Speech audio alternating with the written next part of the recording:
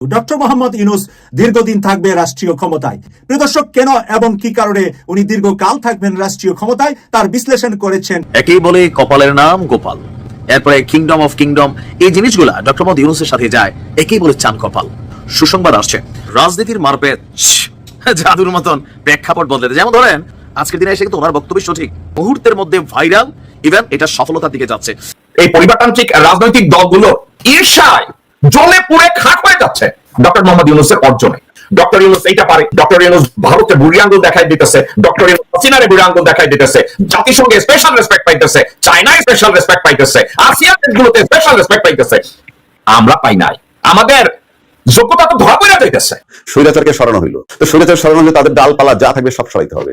ওই যে ফজলুর রহমান উনি যেভাবে চ্যালেঞ্জ দিছিল যে আমি বাইচা থাকতে কেমনে নির্বাচন না দেয় ইউনূস সরকার আমি দেখে নিব, কিন্তু 7 বোন তো খুশিতে বাকবাকুম বাকবাকুম। 7 বোনের এক ভাই সিটাগাঙ্গা ফোয়া, 7 বোনের এক ভাই ডক্টর মোহাম্মদ ইউনূস স্যার।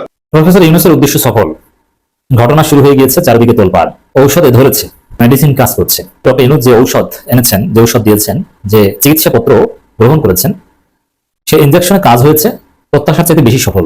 খেলা তো শুরু হয়ে গেছে। ডক্টর ইউনূসকে মানুষ ক্ষমতায় আরো 5-7 বছর দেখতে চায়। বাংলাদেশের রাজনৈতিক প্রেক্ষাপট বা রাজনৈতিক পরিস্থিতির উপর বিশ্লেষণ করে আপনাদের সামনে কিছু গুরুত্বপূর্ণ ভিডিও ফুটেজ নিয়ে হাজির হয়েছি। এমনকি দর্শক, আমি আশা করছি যারা ভিডিওটি অন করেছেন তারা ভিডিওটি না টেনে সম্পূর্ণ মনোযোগ সহকারে দেখবেন, তাহলে এই ভিডিওর মূল রহস্য বা আসল ঘটনাগুলো জানতে বা বুঝতে পারবেন। তো প্রিয় দর্শক, আমি আর বেশি কথা বাড়াবো না, চলুন দেখে আসি আজকের সেই কাঙ্ক্ষিত ভিডিওগুলো।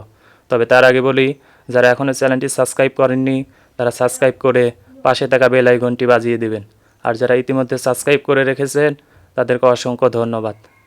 তো চলুন দর্শক, একটা লাইক দিয়ে আমরা ধারাবাহিকভাবে সকল ভিডিওর বিস্তারিত আলোচনা দেখে আসি। গত আগস্টের 8 তারিখ থেকে আজ অবধি ভারতের একটা মাত্র রাজনীতি বাংলাদেশে, এবং সেই রাজনীতিটা হচ্ছে ইউনূস হটাও।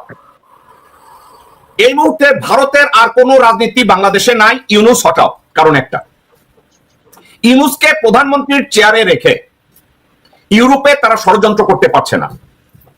ইউনূসকে তারা প্রধানমন্ত্রীর চেয়ারে রেখে তারা আমেরিকায় কোনো ষড়যন্ত্র তৈরি করতে পারছে না, সাউথ আমেরিকায় কোনো ষড়যন্ত্র করতে পারছে না, মিডল ইস্টে কোনো ষড়যন্ত্র করতে পারছে না। এখন ইউনূসকে আবার সামনে রেখে এমন কোন চুক্তিও স্বাক্ষর করাতে পারছে না যে চুক্তিতে হাসিনা যেভাবে চোখ বুঝে নিজে এবং লোকজনদেরকে দিয়ে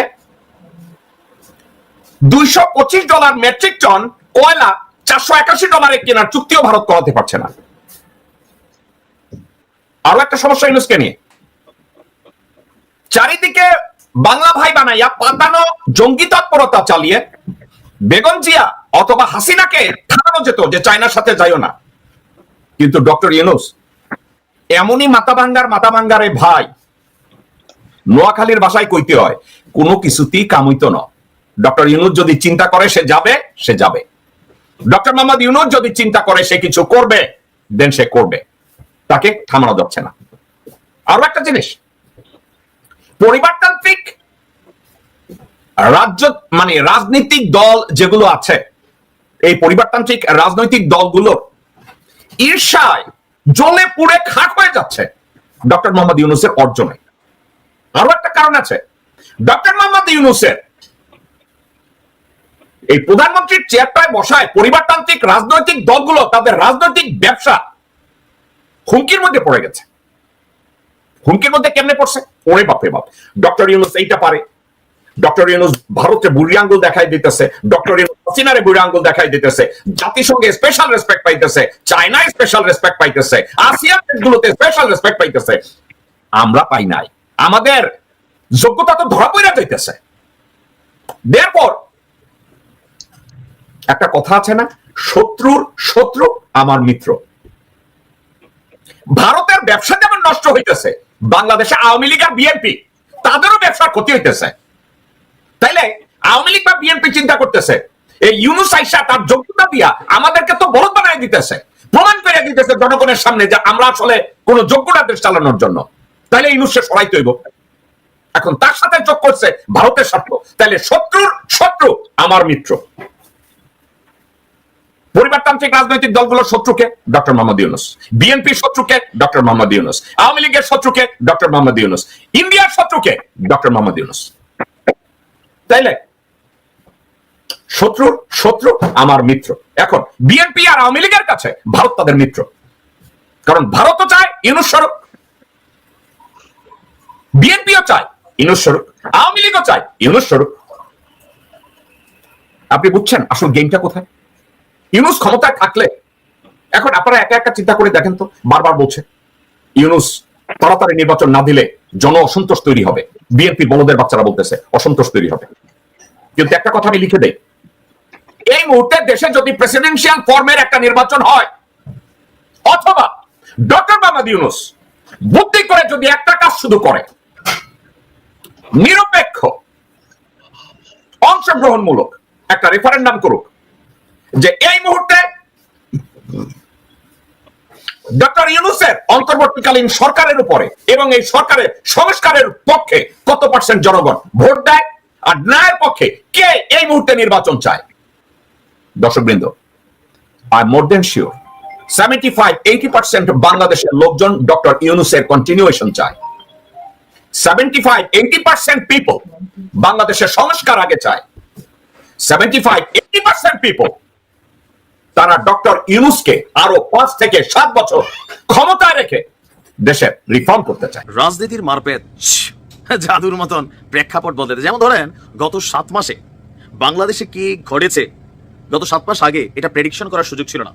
শেখ হাসিনা সরকারের পতন হবে এটা আমরা মোটামুটি বুঝতে পারছিলাম, পতন হয়েছে। কিন্তু শেখ হাসিনা সরকার পতনের পর রাজনীতিতে এই যে ডাইমেনশন তৈরি হবে, জাতীয় নাগরিক পার্টি একটা রাজনৈতিক দল তৈরি হয়ে যাবে, আর ডক্টর মোহাম্মদ ইউনূস তিনি আগামী দিনে প্রধানমন্ত্রী হতে পারেন, অথবা প্রধান উপদেষ্টা হিসেবে আরো আওয়ামী লীগের যে মেয়াদকালটা আছে সেই মেয়াদকালটা পূর্ণ করতে পারেন, কল্পনাতে কারো ছিল না। তবে তারেক রহমানের ছিল। বিশ্বাস করেন, আমি আসলে আমরা আর পলিটিশিয়ানদের মধ্যে পার্থক্য কোথায়? তারেক রহমান সবার আগে বলছিল এবারে নির্বাচন এমন হবে, এটা স্বাভাবিক হবে না। তখন আমরা ভাবতেছিলাম যে আরে পলিটিশিয়ানের মতন কথা বলে, কিন্তু আজকের দিনে এসে কিন্তু ওনার বক্তব্য সঠিক। কেন এতগুলো কথা বললাম? ডক্টর তাসনিম জারা জাতীয় নাগরিক পার্টির খুবই প্রভাবশালী একজন নেত্রী, প্লাস জানেন তিনি মার্কিন যুক্তরাষ্ট্র প্রবাসী, একজন ভালো ডক্টর, আর দেশের স্বার্থে এই মুহূর্তে তিনি বাংলাদেশে অবস্থান করছেন। আজকে তিনি এক বক্তব্য দিয়েছেন, মুহূর্তের মধ্যে ভাইরাল একটা জনমত কিন্তু তৈরি হয়েছে। আপনার একটা পোস্ট দেখছেন তো যে 1 কোটি সমর্থক ডক্টর ইউনূসকে প্রধানমন্ত্রী চায় নির্বাচন ছাড়াই। এটার কিন্তু একটা ব্যাপক প্রচারণা চলছে। কে বা কাহারা চালাচ্ছে জানি না, তবে আমি আমার ফ্রেন্ড লিস্টে থাকা মানুষদের অনেকেরই সমর্থন দেখছি। নির্বাচনের দরকার নাই, ডক্টর ইউনূসের দরকার। কেন? ইউনূস স্যার সততা আর নিষ্ঠার সাথ দিয়েছেন মানুষকে, তারা আর ফিরবে না চাঁদাবাজদের কাছে। এখন নতুনদের সময়, এখন নতুন বাংলাদেশের সময়, এমন একটা স্টেটাস দিয়েছেন ডক্টর তাসনিম জারা। আমরা যারা বিশ্লেষক আছি, সমালোচক আছি, আলোচক আছি, আমরা যদি একটু টাইনা বড় করি, ভিতর থেকে অনেক জিনিস বের হবে। যেমন গেল কয়েকদিন আগে সার্জিস আলমের 5 বছরের জন্য নির্বাচিত প্রধানমন্ত্রী হিসেবে ডক্টর ইউনূসকে দেখতে চাওয়া, পিনাকিদার আপনার প্রধান উপদেষ্টা হিসেবে আর 3.5 বছর মেয়াদ পূর্ণ করা, আর এরপরে এই যে ডক্টর ইউনূস সাহেবের পক্ষে একটা প্রচারণা তৈরি হয়েছে, এটা কিন্তু ছিল না। টোটালি প্রেক্ষাপটটা রং বদলাচ্ছে, নির্বাচনের সময়কাল পিছিয়ে গেছে। এখন তাসনিম জারার এই যে বক্তব্য, ডক্টর ইউনূস স্যার সততার নিষ্ঠার সাথ দিয়েছেন মানুষকে। আমরা আসলে এখনো বুঝি নাই যে নিষ্ঠা এবং সততার সাতটা শতভাগ আমজনতা কোন লেভেলে পাইছে। চুরি, চাঁদাবাজি, লুটপাট বিপরীত রাজনৈতিক দলরা কম বেশি চালাই যাচ্ছে। এই যে চালাই যাচ্ছে সততার নিষ্ঠার সাথ, তারা মনে করছেন পাইছেন ফাইন, অনেকদিকে আমরা পাইছি হয়তোবা, তারা আর ফিরবে না চাঁদাবাজদের কাছে। তো হুইজ চাঁদাবাজ? এই মুহূর্তে রাজনীতির মাঝে একটা দলকে সবাই চাঁদাবাজ বলছে, আর বাস্তবেও তাদের বি ক্লাস কর্মীরা ঘটনা ঘটাচ্ছে। আর দিন শেষে যারা ক্ষমতার দিকে ধাবমান, এখন সবার টার্গেট, মানে যারা আগামী দিনে ক্ষমতায় যাবে, এটা হচ্ছে বিএনপি। বিএনপিকেই অল্টারনেটিভলি চাঁদাবাজ দল হিসাবে আখ্যায়িত করা হচ্ছে। এখন নতুনদের সময়, এখন নতুন বাংলাদেশের সময়। সো ডক্টর ইউনূস সাহেব যে কোনো মুহূর্তে জাতীয় নাগরিক পার্টির প্রধান হচ্ছেন, এটা দেখলে আমরা খুব আশ্চর্য হব না। সিস্টেমে তিনি পারেন, পদত্যাগ করবেন, নির্বাচন আগে দলটার প্রধান দায়িত্বে যাবেন।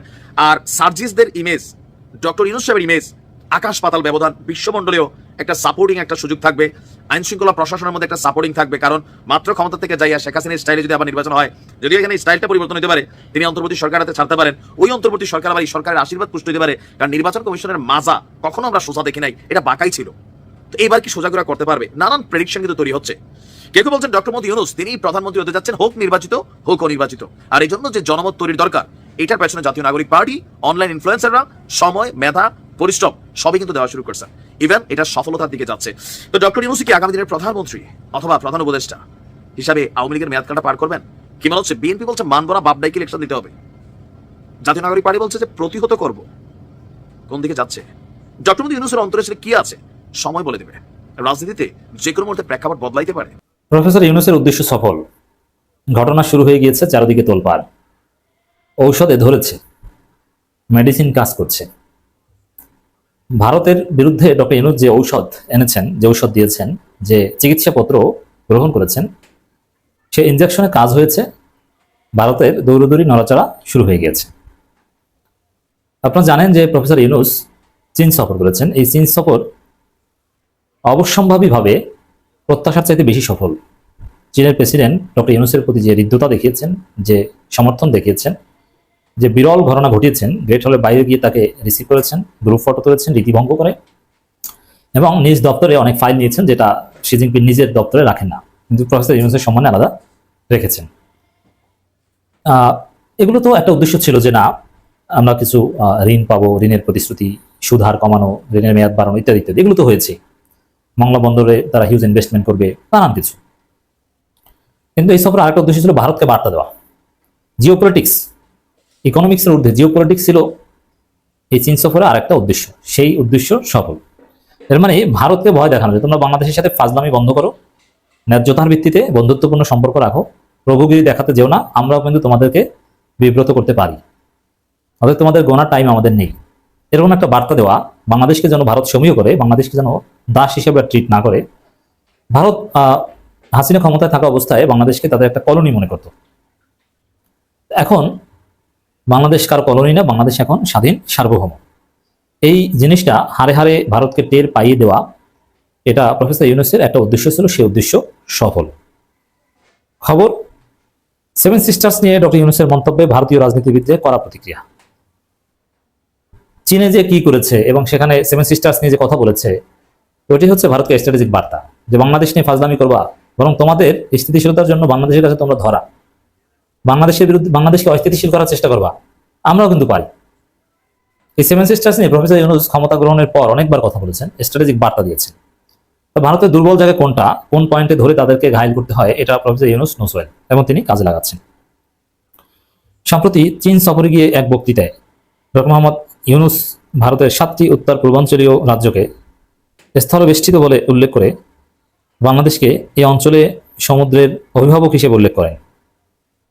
এখন চীন সফরে কি এক বক্তৃতায় এই সেভেন সিস্টার্স স্থলবেষ্টিত আর বাংলাদেশ অভিভাবক, মানে ভারত এতদিন দাদাগিরি দেখিয়েছে যে ভারত মনে করেছে আমাদের কলোনি বাংলাদেশ, এবং ভারতের বিজেপির অনেক নেতাদের বক্তব্য শুনলে এরকমই মনে হতো, এবং কেউ বলতো যে আসলে আমরা বাংলাদেশ দখল করে ফেলি। কিন্তু প্রফেসর ইউনূস কি করেছেন, আরে ভাই আমরা আপনাদের গার্ডিয়ান, আমরা অভিভাবক, আমরা রাজা, অর্থাৎ ফাজলামি বন্ধ করেন, হয় বন্ধুত্বের সম্পর্ক রাখেন, নাইলে কিন্তু আপনাদেরকে প্রজার মতো ট্রিট করবো, এই হুমকির মধ্যে আছে। তারপর ল্যান্ডলকড, আর ল্যান্ডলকড কান্ট্রির গুরুত্ব নাই স্ট্র্যাটেজিক্যালি। আপনাদের সেভেন সিস্টার ল্যান্ডলকড, আর আমাদের ডিপ সি পোর্ট আছে, অতএব আমরা সমুদ্রের অভিভাবক, আমরা রাজা, আমরা অভিভাবক, আপনারা ধৈর্যা। ভারতকে এরকম কোনো কথা বাংলাদেশে কোনো রাষ্ট্রপ্রধান বলবে কি কল্পনা করেছেন? অকল্পনীয় ঘটনা শুরু হয়ে গেছে, এটা ঘটেছে বলছেন। এতেই কাজ হয়েছে, এই মেডিসিনই ধরেছে। ডক্টর ইউনূস সেখানে বলেছিলেন যে ভারতের পূর্বাঞ্চলে অবস্থিত সেভেন সিস্টার্স নামে পরিচিত 7টি রাজ্য সম্পূর্ণভাবে স্থলবেষ্টিত, সমুদ্রের সঙ্গে তাদের যোগাযোগের কোনো উপায় নেই, ফলে আমরা এই অঞ্চলের জন্য সমুদ্রের একমাত্র অভিভাবক এবং বাংলাদেশ অন্যদের জন্য প্রধান প্রবেশদ্বার হিসেবে কাজ করতে পারে। দেখেন ভারত কিন্তু অনেক বড় রাষ্ট্র, অনেক সমুদ্র বন্দর আছে সেখানে, কিন্তু আলাদাভাবে সেভেন সিস্টার্সে আলাদা করে তার সাথে তুলনা করে বাংলাদেশকে অভিভাবক হিসেবে উপস্থাপন করার যে চরম স্মার্ট রাজনীতি, অনলি ডক্টর ইউনূস সেটাই পেরেছেন।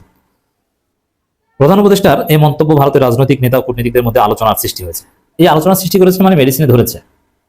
ভারতের সেভেন সিস্টার্স নিয়ে ডক্টর ইউনূসের বক্তব্যের প্রতিক্রিয়া জানিয়েছেন দেশটির রাজনীতিবিদরা। ভারতীয় সংবাদ মাধ্যম এনডিটিভির এক প্রতিবেদনে বলা হয়, বাংলাদেশ অন্তর্বর্তী সরকারের প্রধান উপদেষ্টা বক্তব্য অত্যন্ত হতাশাজনক এবং নিরাপত্তা চ্যালেঞ্জ বলে মনে করছেন ভারতীয় রাজনীতিবিদ কূটনীতিকরা। আচ্ছা, নিরাপত্তা চ্যালেঞ্জ, এখন তোমরা কোন বাল ছেড়বা, কি করবা করো দেখি, বাংলাদেশে হামলা করবা, করো না, সাহস থাকলে দেখি কতদূর মূলত। বাংলাদেশের সাথে পাকিস্তান আছে, চীন আছে, তুমি কি করবা, কতদূর সাহস? কোনোদিন বাংলাদেশের উপর হামলা করার কোনো সাহস ভারত পাবে না।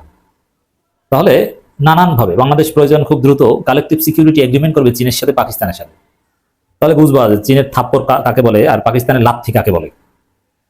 বাংলাদেশ অন্তর্বর্তী সরকার প্রধানের মন্তব্যের প্রতিক্রিয়া আসামের মুখ্যমন্ত্রী হিমন্ত বিশ্ব শর্মা বলেছেন, এই মন্তব্যগুলো ভারতের চিকেন স্নেক করিডোরের দুর্বলতা নিয়ে পাকিস্তান চীনের দীর্ঘদিনের প্রচারণাকে মদত দেবে।